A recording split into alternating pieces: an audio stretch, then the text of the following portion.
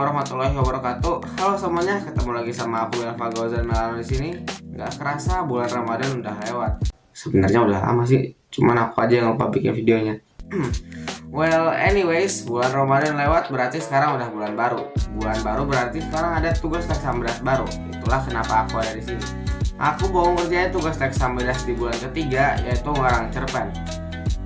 Bang, cerpen itu apaan sih? Itu suara dari mana? Udah bang, jawab aja. Oke. Jadi cerpen itu adalah sebuah bentuk karya sastra prosa fiksi yang berbentuk cerita fiktif. Cerpen biasanya berfokus pada suatu karakter atau konflik tertentu. Dan cerpen ini kayak namanya itu cerita pendek, jadi nggak lebih dari 10.000 kata. Nah, cerpen yang aku buat kali ini pastinya sesuai tema dong, yaitu tentang Idul Fitri, yang pastinya juga relate dong di bulan April atau Syawal ini. Jadi kita nggak usah pakai basa-basi lagi, aku bakal langsung bacain cerpennya.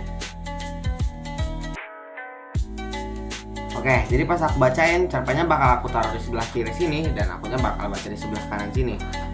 Jadi judul cerpennya adalah Mimpi dan Makna. Halo semua, Sati di sini. Waktu berjalan begitu cepat dan tak terasa bulan Ramadan sudah terlewat. Besok adalah hari raya Idul Fitri. Aku berada di kereta yang menuju kampung halamanku. Aku adalah seorang mahasiswa laki-laki, jurusanku adalah sastra. Aku tinggal di kota jauh dari orang tuaku. Karena sebuah kecelakaan, aku tidak dapat mengingat kehidupanku lebih dari 4 tahun lalu. Namun entah mengapa selama 4 tahun ini aku rasa ada hal yang aneh pada diriku. Aku tidak pernah merasa senang atau bahkan tersenyum saat bertemu dengan keluarga besarku setiap Idul Fitri. Oleh karena itu, aku dicap sebagai anak yang murung oleh keluargaku. Walaupun aku tidak memedulikan hal itu, aku tetap tidak tahu alasan mengapa aku bisa jadi semurung itu tiap tahun. Perhatian, kita telah mendekati stasiun terakhir, stasiun Gagak. Bagi setiap penumpang diharap mengecek kembali barang bawaannya dan turun dengan perlahan. Aku sedang melamun keluar jendela saat pengumuman itu dibacakan. Aku menoleh sebentar tanpa menggerakkan kepalaku, kemudian meraih tasku dan menunggu kereta berhenti. Aku keluar dari kereta di stasiun Gagak. Namun karena uangku habis untuk bekal dan tiket, aku terpaksa berjalan kembali menuju rumah. Aku berjalan menuju rumah sambil menggendong tasku. Aku selalu melihat sekeliling saat berjalan menuju rumah. Mungkin saja ada sesuatu yang dapat membantu memulihkan ingatanku. Adalah hal yang aku pikirkan setiap kali berjalan menuju rumah keluargaku. Namun kenyataannya ingatanku tidak pernah pulih sampai sekarang.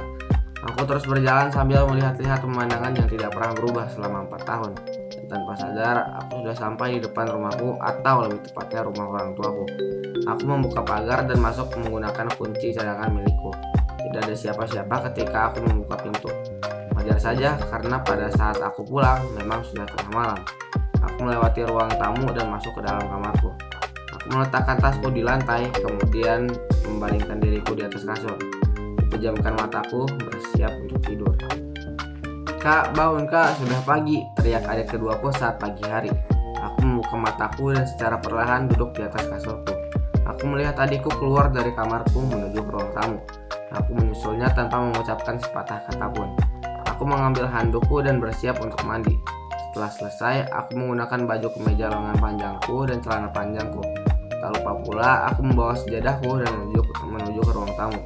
Di sana, keluargaku sudah menunggu. Aku punya 2 adik, atau setidaknya itulah yang mereka bilang padaku saat aku lupa ingatan.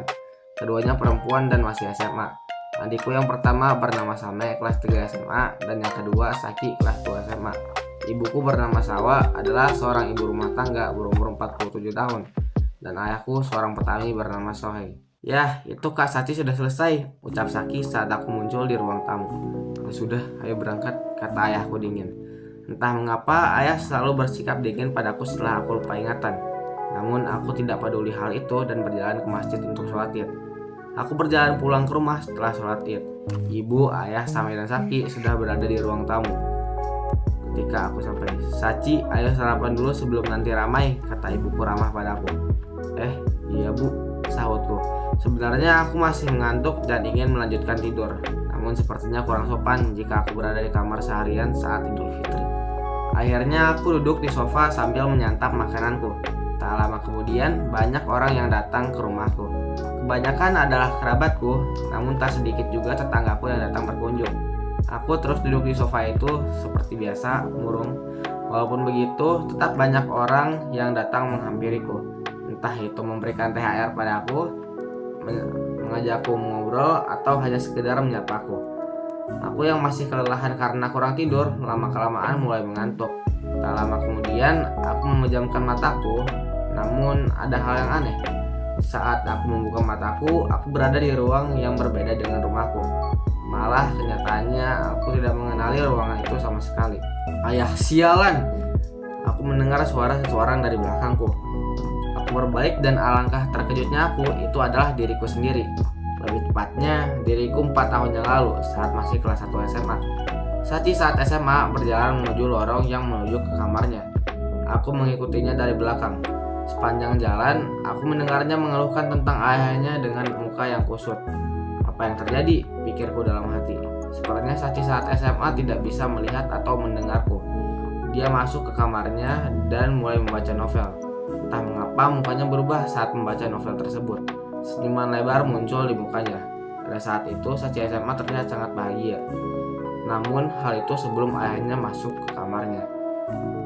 Hei Sachi, sudah ayah bilang berapa kali, letakkan novel itu dan bantu ayah di sawah. Sachi SMA melihat ke arah ayahnya dengan muka marah. Sudah aku bilang, aku sedang mencari referensi untuk novelku. Sachi berteriak marah. Sudah ayah bilang juga, berhentilah mengejar cita-cita bodohmu itu dan kejarlah mimpi yang lebih realistis. Keduanya terus beradu mulut hingga akhirnya Sachi SMA sudah muak.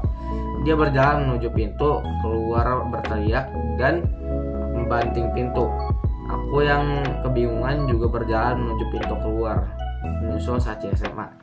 Sachi SMA pada saat itu terlihat sangat marah. Dia berjalan tanpa tahu arah dan berakhir di jalan raya.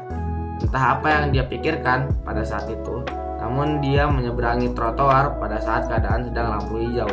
Alhasil, truk yang sedang melaju kencang pada saat itu tanpa sengaja menabrak Sachi. Sachi SMA kemudian dilarikan ke rumah sakit. Kondisi Sachi SMA pada saat itu sedang kritis dan mengalami koma selama 3 bulan. Setelah koma itu, Sachi SMA terbangun dan mengalami amnesia. Aku tentu saja terkejut melihat ini. Mana bisa begitu, kataku. Aku berjalan dan berusaha menggapai Sachi SMA. Namun setelah aku berhasil mendekatinya, aku terbangun di atas sofaku dengan ayahku berada di depanku. Ayo cepat bangun, makan siang dengan saudara yang lain, kata ayahku dingin. Oke, menjawabku ragu-ragu. Ayahku berpaling menuju meja makan. Aku menatapnya dan mengingat kembali mimpiku tadi. Yah, kataku pelan. Ayahku menoleh padaku. Aku minta maaf. Maaf kalau mungkin aku pernah menentang ayah atau membuat ayah sakit hati. Aku merasakan pandangan ayahku padaku sedikit menonak. Sudah, cepat makan sana. Badannya masih sama dinginnya. Namun aku melihat sekilas senyuman di wajahnya. Aku merasakan rasa lega yang tidak wajar ketika melihatnya. Aku berjalan menuju meja makan dan bertemu dengan saudara-saudaraku. Anehnya, sekarang aku tidak merasa murung. Aku menghabiskan sisa hari Idul Fitri itu dengan senyuman di wajahku, persis seperti saat aku membaca novel itu. Untuk pertama kalinya selama 4 tahun, aku merasakan senangnya Idul Fitri.